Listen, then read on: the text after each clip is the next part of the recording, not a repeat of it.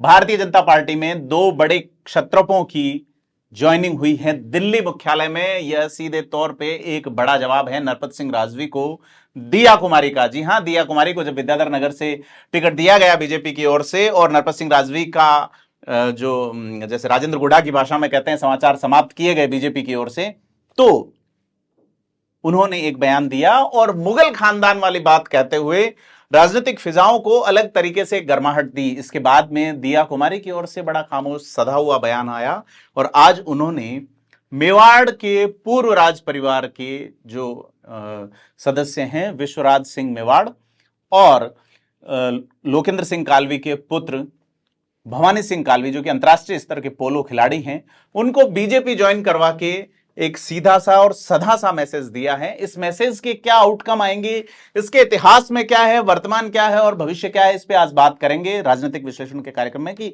विश्वराज सिंह मेवाड़ के बीजेपी में आने से या भवानी सिंह कालवी के भारतीय जनता पार्टी सीधे तौर पे ज्वाइन कर लेने से क्या असर पड़ेगा और क्या राजनीतिक हलचलें होंगी, इस पे आज हम बात करेंगे। नमस्कार, मैं प्रदीप हूं और आप देख रहे हैं थिंक 360। आपसे अपील है कि हमारे चैनल को अभी तक आपने सब्सक्राइब नहीं किया तो सब्सक्राइब जरूर करें ताकि हम आपको लगातार राजस्थान की चुनावी जो सरगर्मियां हैं उनसे रूबरू करवाते रहें।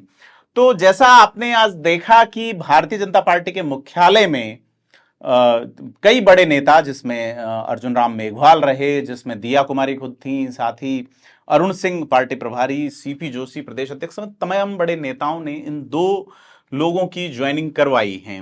इनमें भवानी सिंह कालवी, जिनका 25 साल का अंतर्राष्ट्रीय खिलाड़ी होने का एक अलग उनकी छवि है और उनकी ज्वाइनिंग के वक्त में नेताओं ने ये कहा भी कि इनकी जो समझ है उससे हमें राजस्थान में डेवलपमेंट पॉलिटिक्स में अलग तरह की मदद मिलेगी।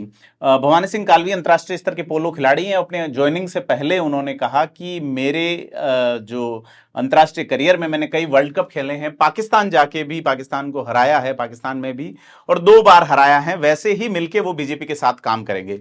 और विश्वराज सिंह मेवाड़ ने अपने स्पीच में बड़े मार्के की बात कही और उन्होंने अपने दादा स्वर्गीय भूपाल सिंह को याद किया और उन्होंने कहा कि भारत संघ में विलय के लिए उनकी भूमिका बहुत महत्वपूर्ण रही थी मेवाड़ के विलय के लिए, जबकि उन पे तमाम तरह के दबाव और दूसरे चीजें काम कर रही थी। तो उन्होंने अपने स्पीच में अखंड भारत वाला जो सेटअप है उसको दर्शा करके एक बड़ा मैसेज देने का प्रयास किया है। आपको बता दें, ये दोनों ही नेता जो हैं इनके परिवार से, यानी कि विश्वराज सिंह मेवाड़ के पिता जो पूर्व महाराणा हैं मेवाड़ के, महेंद्र सिंह मेवाड़, वो चित्तौड़गढ़ से सांसद रह चुके हैं भारतीय जनता पार्टी के टिकट पे 1989 में, 1989 में, और 1989 में ही लोकसभा के सांसद रहे थे बाड़मेर सीट से इन्हीं भवानी सिंह कालवी के दादा स्वर्गीय कल्याण सिंह कालवी। कल्याण सिंह कालवी जनता दल के नेता हुआ करते थे और कल्याण सिंह कालवी ने बाद में भारत सरकार में ऊर्जा मंत्री के पद पे भी काम किया जब चंद्रशेखर की सरकार बनी। तो 89 का इलेक्शन जो था वो बीजेपी और जनता दल ने मिलकर लड़ा था। इस चुनाव में कई सारी रोचक चीजें हुई थी जो आज 34 साल बाद में एक साथ देखने को वापस मिल रही हैं। उस पे आज अपन जिक्र करेंगे कि क्या हुआ था 89 के चुनाव में। 89 का चुनाव राजस्थान के इतिहास में पहला ऐसा चुनाव था जब कांग्रेस शून्य पे सिमट गई थी। जी हां, बोफोर्स कांड के बाद एक माहौल था। राजा वीपी सिंह के नेतृत्व में जनता पार्टी, जनता दल, बीजेपी सभी ने मिलकर चुनाव लड़ा था बोफोर्स घोटाले के अगेंस्ट में, और राजस्थान में पहली बार कांग्रेस जो है वो शून्य पे सिमट गई। आपको बता दें कि 1977 में जब चुनाव हुए इमरजेंसी के बाद में, तो राजस्थान में कांग्रेस जो है वो शून्य पे नहीं सिमटी थी, क्योंकि एकमात्र उत्तर भारत में सीट थी नागौर की, जहां से बाबा उर्फ नाथूराम मिर्धा जो है वो चुनाव जीत गए थे और उनके जीतने के बाद कांग्रेस की नाक यहां बची रही थी। लेकिन 89 के चुनाव में बाबा उर्फ नाथूराम मिर्धा और कल्याण सिंह कालवी की एक जोड़ी बनती है और कल्याण सिंह कालवी नाथूराम मिर्धा को जनता दल में ले आते हैं और बाबा नाथूराम मिर्धा फिर चुनाव जीत जाते हैं। कांग्रेस का यहां सुपड़ा साफ हो जाता है 89 में।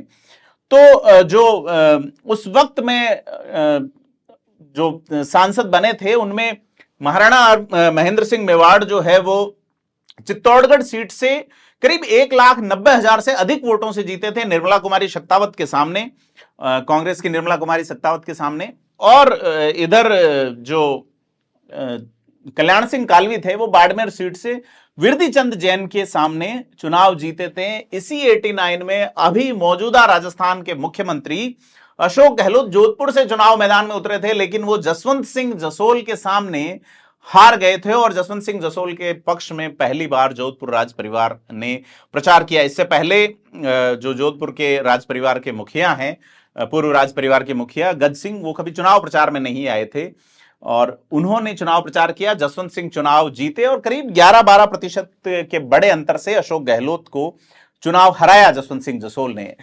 अब होता यह है कि यह एक समीकरण बनता है जिसमें बीजेपी और जनता दल मिलकर चुनाव लड़ते हैं, कांग्रेस को साफ करते हैं। एक दौर चलता है जब राम मंदिर का दौर चला और उस चुनाव में जो रॉयल फैमिली के कई लोग सांसद बने थे, जिसमें झालावाड़ से वसुंधरा राजे बनी थी, भरतपुर से विश्वेंद्र सिंह बने थे बीजेपी के टिकट पे, और बीजेपी के टिकट पे ही महेंद्र सिंह मेवाड़ चित्तौड़गढ़ से बने थे। दो लोग जो कि जनता दल के टिकट पे बने थे, उनमें एक बनेड़ा के जो पूर्व राज परिवार के मुखिया थे हेमेंद्र सिंह बनेड़ा, 72 में भी एमपी रहे थे और 89 में भी हेमेंद्र सिंह एमपी बने। बाद में जब जनता दल में टूटन होती है, क्योंकि जब मंडल कमीशन लागू होता है, तो मंडल कमीशन जब लागू हुआ तो विश्वेंद्र सिंह भरतपुर ने मंडल कमीशन के विरोध में इस्तीफा दे दिया था। जी हां, भरतपुर जो रियासत है उनके मुखिया अभी राजस्थान की सरकार के अंदर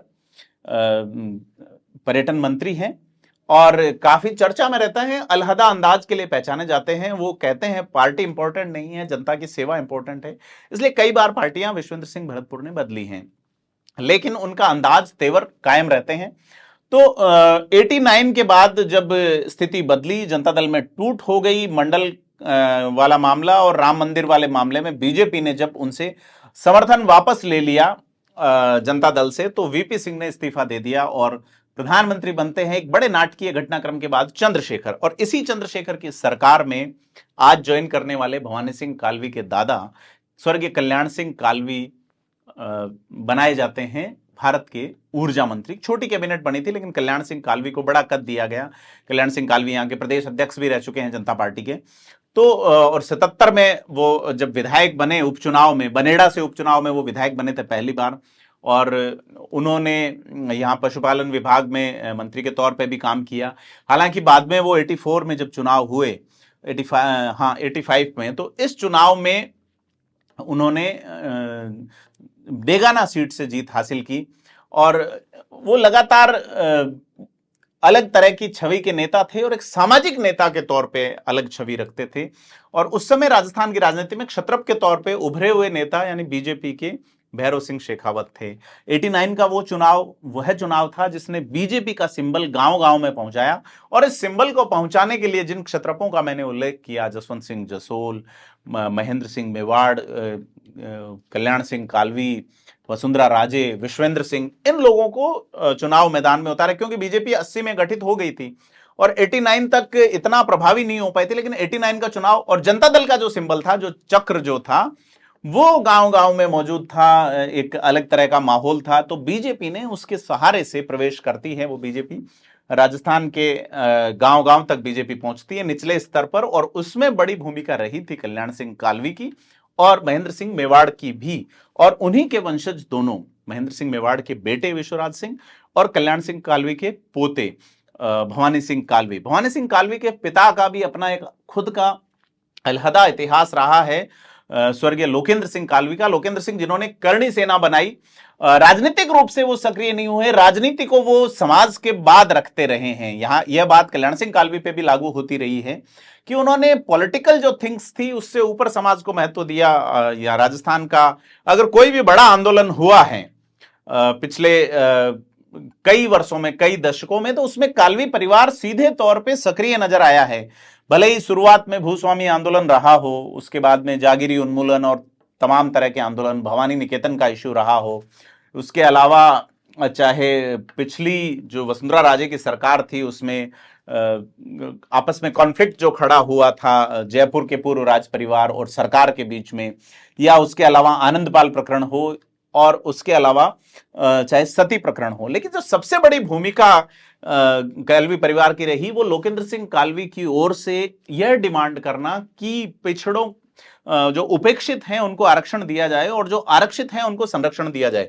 मूल ओबीसी का इश्यू उठाने वाले लोकेंद्र सिंह कालवी थे सबसे पहले कि ओबीसी में बड़ी जातियों के घुस आने से छोटी जातियों का जो वाकई में पिछड़े थे वो लोग काफी डाउनफॉल में चले गए। इसी को लेकर उन्होंने एक सामाजिक न्याय मंच नामक संस्था का गठन किया और उसको चुनाव लड़वाया 2003 का विधानसभा का, और विधानसभा चुनाव में करीब 25 सीटों पर उन्होंने परिणाम प्रभावित किया।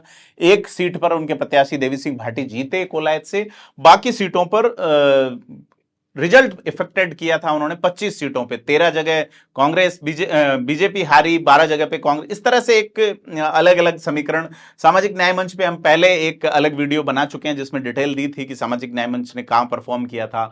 लूणी में अच्छा परफॉर्म किया, सिरोही में तारा भंडारी वो सीट हारी, और भी कई सारी सीटें थी जहां बीजेपी को सामाजिक न्याय मंच की वजह से नुकसान हुआ। और सामाजिक न्याय मंच में जब टूट हुई तो लोकेंद्र सिंह कालवी ने करणी सेना बनाई और ऐतिहासिक तथ्यों के साथ तोड़ मरोड़ का इश्यू उन्होंने प्रमुखता उठाया। हालांकि करणी सेना का कई मामले ऐसे रहे जिनमें विवादास्पद रूप से नाम सामने आए। बाद में करणी सेना कई हिस्सों में बंट गई और अलग अलग खड़ी हो गई, लेकिन इसकी शुरुआत करने वाले, इसके ओरिजिन इसके जो फाउंडर थे वो थे लोकेंद्र सिंह कालवी। लोकेंद्र सिंह कालवी के बेटे ही हैं भवानी सिंह कालवी। भवानी सिंह कालवी 25 साल तक पोलो खेलते रहे हैं और दिया कुमारी के बेटे और जयपुर रॉयल जो पूर्व राज परिवार है उनके मुखिया जो अभी पद्मनाभ सिंह हैं वो एक टीम में खेलते हैं, एक साथ पोलो खेलते रहे हैं।